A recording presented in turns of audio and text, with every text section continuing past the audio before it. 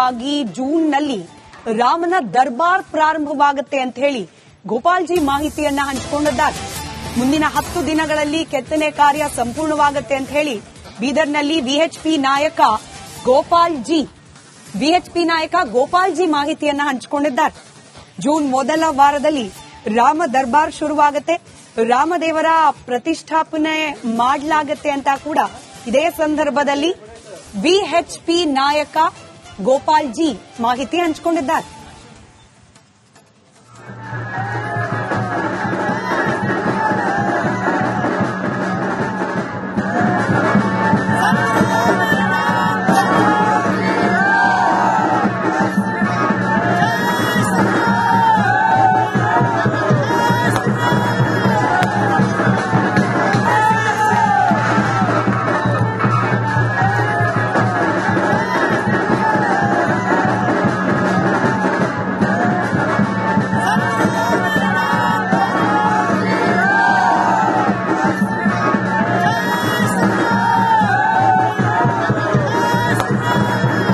सद्गुरु जगन्नाथ महाराज की जय। बोलो भारत माता की जय। श्री राम जय जय श्री राम।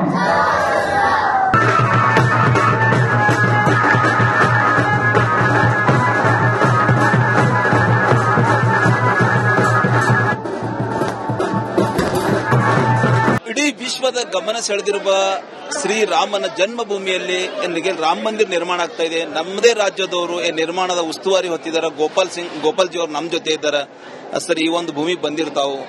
ಇವತ್ತು ಸಾಕಷ್ಟು ರಾಮ ಜನ್ಮಭೂಮಿಯಲ್ಲಿ ರಾಮನ ರಾಮ ಮಂದಿರ ನಿರ್ಮಾಣ ಆಗಿದೆ. ತಾವು ಕೂಡ ಅಲ್ಲಿ ಸಾಕಷ್ಟು ಕೆಲಸ ಮಾಡಿದ್ರಿ. ಈ ಒಂದು ಭೂಮಿ ಕೂಡ ಬಂದಿರಿ. ಯಾವ ರೀತಿ ಖುಷಿ ಆಗ್ತಾ ಇದೆ? ಸೌಭಾಗ್ಯದಿಂದ ರಾಮ ಮಂದಿರದ ನಮಗೆ ಕೆಲಸ ಮಾಡ್ಲಿಕ್ಕೆ ಸಿಕ್ಕಿದೆ. ಬಹಳ ಖುಷಿಯಾಗಿದೆ.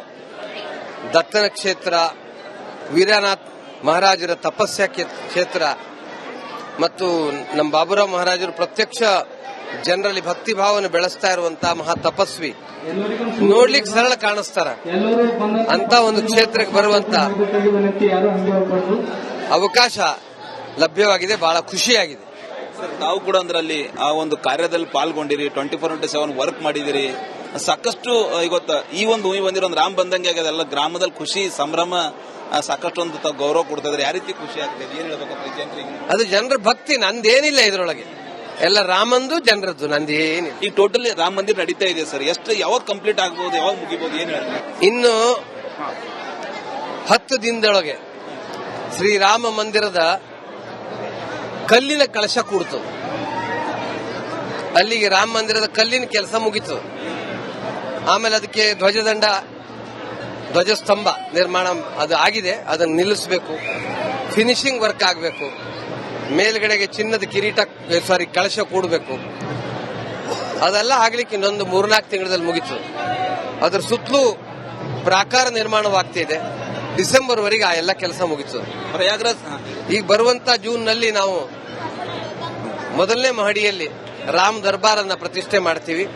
6 ದೇವಸ್ಥಾನದಲ್ಲಿ ದೇವರನ್ನು ಪ್ರತಿಷ್ಠೆ ಮಾಡ್ತೀವಿ. ಜನರ ಭಕ್ತಿ ಮತ್ತು ಬಹಳ ದೊಡ್ಡ ಆಂದೋಲನದ ಕಾರಣದಿಂದ ರಾಮ ಮಂದಿರ ನಿರ್ಮಾಣ ಆಗಿದೆ.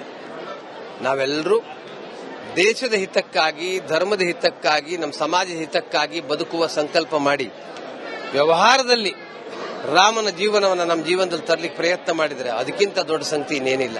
ಇದು ರಾಜ್ಯದ ಈಗಾಗಲೇ ಶ್ರೀ ರಾಮ ಮಂದಿರ ನಿರ್ಮಾಣದ ಉಸ್ತುವಾರಿ ಹೊತ್ತಿರುವ ಗೋಪಾಲ್ಜಿ ಅವರ ಮಾತಂತ ಹೇಳ್ಬೋದು. ಕ್ಯಾಮರಾ ಪರ್ಸನ್ ಭರತ್ ಜೊತೆ ನಾನು ಮಲ್ಲಿಕಾರ್ಜುನ್ ಮರ್ಕಲ, ರಿಪಬ್ಲಿಕ್ ಕನ್ನಡ. 1 ತಿಂಗಳ ಒಳಗಾಗಿ ರಾಮ ಮಂದಿರದ ಕಾರ್ಯಗಳು ಸಂಪೂರ್ಣವಾಗಿ ಜೂನ್ನಲ್ಲಿ ರಾಮನ ದರ್ಬಾರ್ ಪ್ರಾರಂಭವಾಗುತ್ತೆ ಅಂತ ಹೇಳಿ ಗೋಪಾಲ್ಜಿ ಮಾಹಿತಿಯನ್ನ ಹಂಚಿಕೊಂಡಿದ್ದಾರೆ. ಮುಂದಿನ 10 ದಿನಗಳಲ್ಲಿ ಕೆತ್ತನೆ ಕಾರ್ಯ ಸಂಪೂರ್ಣವಾಗುತ್ತೆ ಅಂತ ಹೇಳಿ ಬೀದರ್ನಲ್ಲಿ ವಿಎಚ್ಪಿ ನಾಯಕ ಗೋಪಾಲ್ಜಿ ಮಾಹಿತಿಯನ್ನ ಹಂಚಿಕೊಂಡಿದ್ದಾರೆ. ಜೂನ್ ಮೊದಲ ವಾರದಲ್ಲಿ ರಾಮ ದರ್ಬಾರ್ ಶುರುವಾಗುತ್ತೆ, ರಾಮದೇವರ ಪ್ರತಿಷ್ಠಾಪನೆ ಮಾಡಲಾಗುತ್ತೆ ಅಂತ ಕೂಡ ಇದೇ ಸಂದರ್ಭದಲ್ಲಿ ವಿಎಚ್ಪಿ ನಾಯಕ ಗೋಪಾಲ್ಜಿ ಮಾಹಿತಿ ಹಂಚಿಕೊಂಡಿದ್ದಾರೆ.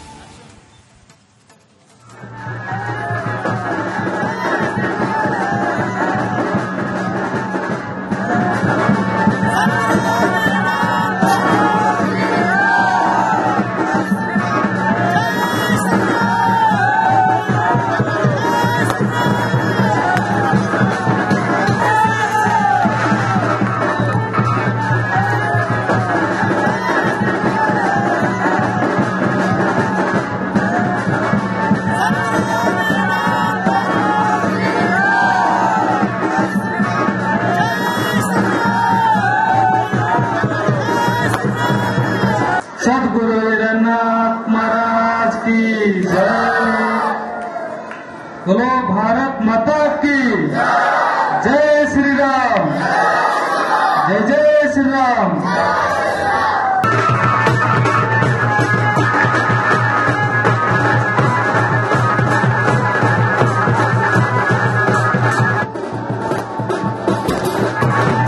ಇಡೀ ವಿಶ್ವದ ಗಮನ ಸೆಳೆದಿರುವ ಶ್ರೀರಾಮನ ಜನ್ಮಭೂಮಿಯಲ್ಲಿ ಎಲ್ಲಿಗೆ ರಾಮ ಮಂದಿರ ನಿರ್ಮಾಣ ಆಗ್ತಾ ಇದೆ. ನಮ್ಮದೇ ರಾಜ್ಯದವರು ಈ ನಿರ್ಮಾಣದ ಉಸ್ತುವಾರಿ ಹೊತ್ತಿದ್ದಾರೆ. ಗೋಪಾಲ್ಜಿ ಅವರು ನಮ್ಮ ಜೊತೆ ಇದ್ದಾರೆ.